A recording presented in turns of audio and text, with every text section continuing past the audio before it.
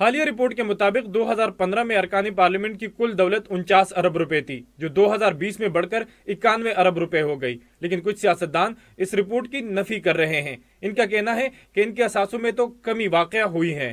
یہ آپ جو ابھی بات کر رہے ہیں کہ یہ ایسٹس اور یہ ساری چیزیں سامنے آئی ہیں، تو یہ تو دیکھیں، جو سب سے پہلے تو یہ ہے کہ سیاستدان سے تو پوچھا ہی جاتا ہے نا، تو بس بالکل یہ ہونا چاہیے۔ سیاستدان کہتے ہیں اگر سیاستدانوں کے اثاثوں میں اضافہ ہوا ہے تو اس کی شفاف تحقیقات کر کے احتساب کیا جائے۔ واضح طور پر یہ بات سامنے آ جاتی ہے کہ لوگ کرپشن میں ملوث ہے، لوگ دن بدن مطلب ہے کہ کیونکہ یہ تو نہیں ہے کہ آپ کے آسمان کی طرف سے تو نہیں آئیں گے، آپ کسی سورسز آپ کے ہوں گے تو آئیں گے نا۔